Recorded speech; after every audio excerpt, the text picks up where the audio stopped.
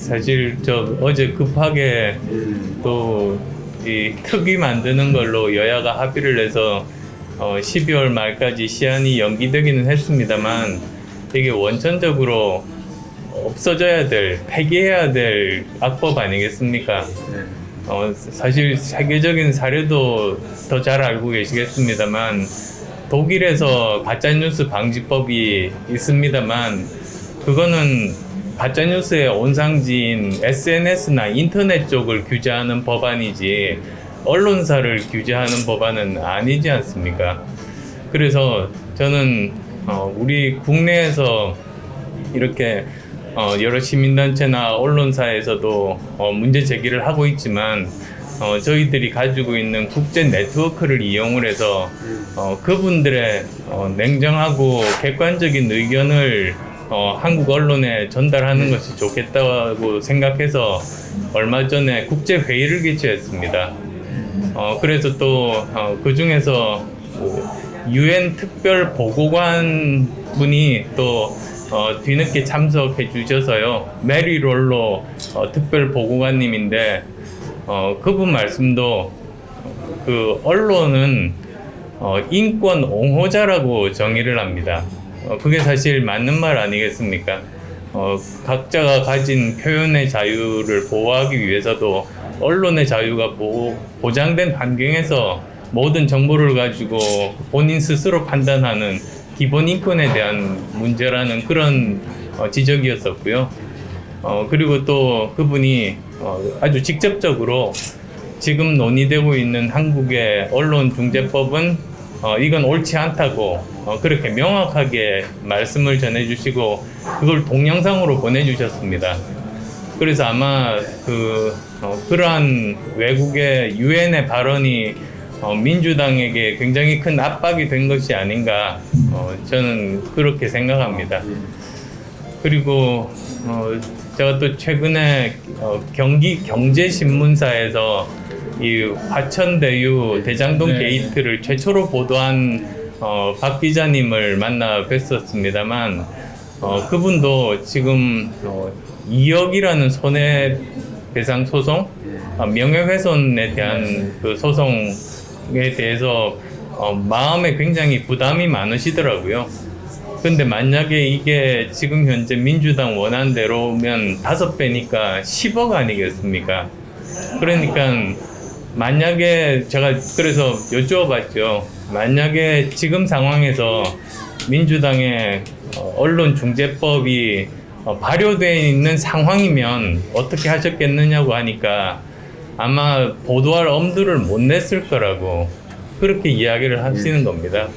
그러니까 정말 이 법은 당연히 처음부터 존재하지 말았어야 될 그런 법이라는 생각에 변함이 없습니다. 그래서 오늘 또 찾아뵌 것은 지금 언론중재법에 대한 이런 전체적인 논의 과정을 보시고 어떻게 생각하시는지, 그 다음에 또 자율규제 그 방법에 대해서 국민들께 한번 우리는 어떻게 하겠다는 그런 말씀도 해주시는 것이 국민들의 동의를 얻는 데 좋을 것 같아서 이렇게 말씀 나누러 찾아뵙습니다.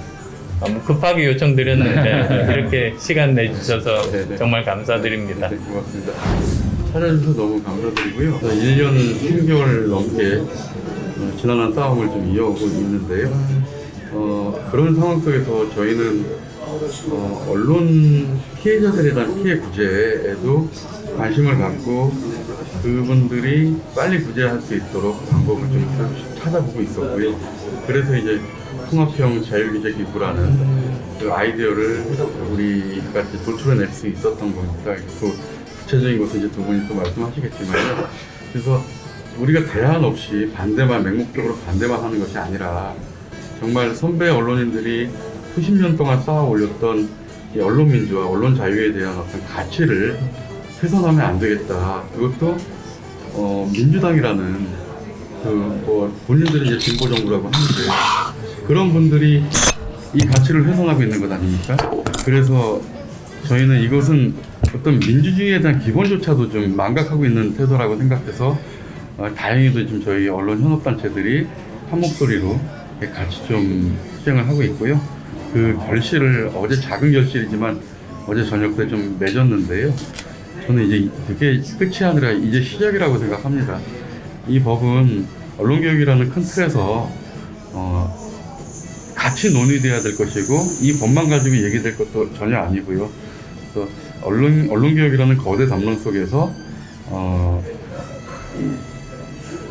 뭐라 그럴까요? 그러니까 종합적으로 총체적으로 논의를 해야 된다고 생각해서 그 출발점이 바로 이제 지금이다 이렇게 생각을 하고 있습니다. 우리 언론에 심각한 문제가 있다는 것은 누구나 우리 스스로도 인정하고 있는 바이기 때문에 제가 4년 전으로 돌아가 보자고 말씀드렸을 때 당시에 SBS 노조 위원장이었고 저는 KBS였고 여긴 언론노조 수석부위원장이었습니다. 우리 이렇게 대표님은 당시 대선 후보님이셨고 당시에도 대선 후보님들 다 쫓아다니면서 저희들이 언론개혁하자. 특히 우리가 이미 20세기에 끝냈어야 될 공영방송과 독립문제, 신문의 그 편집위원회의 자율성 문제 이런 아주 구태연한 그 20세기적인 과제를 아직도 우리는 그 질곡에서 벗어나지 못했다.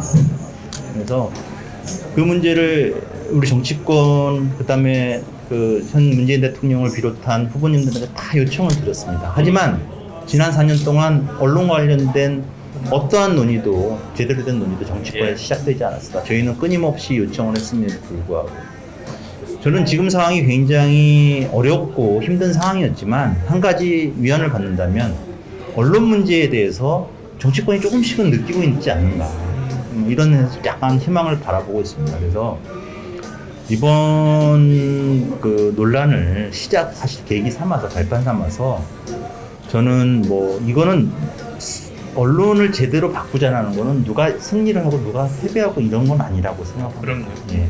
정치가 제대로 작동하기 위해서는 언론도 잘해야 되거든요. 그래서 이 부분에 대해서 정말 작은 정당, 큰 정당 할 것 없이 좀 힘을 맞춰 봤으면 좋겠어요. 이번 기회에. 그리고 지금 양당 위주의 특위를 만든다고 하는 것도 사실 국회 안에 전체 뿐만 아니라 외부에 있는 이 현업 언론인 전문가 그다음에 이 언론을 걱정하는 어떤 그런 전문가 단체까지 포함한 자문기구도 둬서 굉장히 산적한 과제가 많습니다. 우리가 이미 인터넷 디지털 미디어 환경으로 변했지만 아직까지 우리는 20세기의 이 틀을 갖고 제도적 틀을 갖고 언론이 움직이고 있지 않습니까? 그래서 우리 바꿔나갈 게 너무 많기 때문에 이번으로 끝낼 것이 아니라 21대 국회 내내 21대 국회 아직 3년이나 남았지 않습니까? 꾸준히 1기, 2기, 3기에 언론개혁특위를 운영을 해야 된다. 저는 그렇게 말씀드리고 우리 국민의당 쪽 대표님, 죄송합니다. 그 대표님께서도 좀 많이 힘을 좀 보태주셨으면 감사하겠습니다. 잘 알겠습니다. 저는 지금 대한민국에 존재하는 사실적시 명예훼손, 모욕죄, 또 정보통신망법상의 징역까지 가능한 처벌이 가능한 여러 표현의 자유를 규제하는 법률들이 있는데 적어도 징벌 선배의 도입을 주장하려면 그런 법제들을 어떻게 할 거냐 그러면 언론 표현의 자유에 대해서 징벌적으로 처벌을 하겠다는데 나머지 규제 틀들을 그대로 놔두고 한다. 이것들은 납득하기 어렵다라는 것이 생각이고요. 이미 이제 흔히 얘기하는 것이 미국의 징벌 손배제가 있어서 잘못된 언론에 대해서 수백 배씩 배상을 하게 한다 이 말씀을 하시는데 미국은 언론에 대해서 언론을 표적으로 겨냥을 해서 징벌 손배제를 도입하고 있는 게 아니고요. 일반 산업 전체에 대해서 징벌 손배가 적용이 되고 있고 오히려 거꾸로 미국은 표현의 자유, 언론 자유를 보호하기 위해서 입증 책임의 문제를 법리로 확실하게 다져놓고 있습니다. 현실적 액츄얼 멜리스라고 하는 부분을 소를 제기하는 쪽에서 입증하지 못하면 징벌 손배 대상이 아예 될 수 없는 그런 보호 장치를 거꾸로 두고 있는 것이죠. 근데 지금 최근에 이 논의 과정에서 저희가 위험하다고 느꼈다는 것들은 징벌 선배도 도입하고 그 입증 책임 문제도 언론에 다 떠넘기고 이런 식으로 가면 그 언론 표현의 자유 기자들을 포함한 1인 미디어까지도 이 언론 표현의 자유가 완전히 무너지게 될 수밖에 없다. 좀 대단히 좀 위험하다고 봤습니다. 그래서 징벌선배 제도를 도입할 수도 있는데 최악의 경우에 도입할 수도 있는데 그러면 이 전체 틀에서 어떻게 조율할 거냐. 아무런 대안도 없이 이것만 덜컥 이건 안 된다라는 것이고요. 그 공적 규제, 그러니까 국가기관의 규제를 통해서 표현의 자유를 제한하기 시작하면 그것들은 권력에 의해서 이른바 미디어가 통제되는 형식으로 변질이 되는 것이지만 미디어 업계, 미디어 참여자들이 자율적으로 그런 문제적 정보들을 걸러낸다면 지금 문제가 되고 있는, 사회적 문제가 되고 있는 이른바 가짜뉴스의 폐해들을 조금씩이라도 줄여나갈 수 있지 않겠느냐. 그런 순기능을 강화하는 방식으로 이 문제는 바로잡아야 한다고 생각을 합니다. 그리고 말씀 좀 길어져서 죄송한데 어쨌거나 저는 그동안 수많은 비판과 논쟁이 오갔지만 어제 국회 차원에서 있었던 합의는 완벽한 형태는 아니지만 적어도 뭔가 풀어볼 수 있는 아주 작은 실마리는 마련이 됐다고 생각을 하고요. 앞서 말씀이 있으셨습니다만 그 대표님께서도 국민의당 차원에서 이 논의가 지난 8인 협의체의 실패를 되풀이하지 않도록 이런 시민사회와 우리 언론 학계와 언론 현업단체들의 의견을 아주 광범위하게 수렴할 수 있는 그런 논의 구조로 갈 수 있도록 좀 도와주셔야 될 것 같습니다. 그걸 통해서 이게 그러니까 지금 이제 벌써 나오는 얘기가 입법에 실패한 걸 무슨 대단한 정치적 패배로 여기는 쪽에서는 또다시 칼을 갈아보겠다 뭐 이런 반응들이 나오고 반대쪽은 또 우리가 이겼다 이런 방식으로는 문제 해결이 안 됩니다. 제가 보기에는 언론개혁 자체에 포커스를 두고 이 3개월의 시간을 어떻게 보낼 것인가에 대한 아주 신중한 논의가 필요한 시간이 왔다고 생각합니다. 많이 도와주셨으면 좋겠습니다.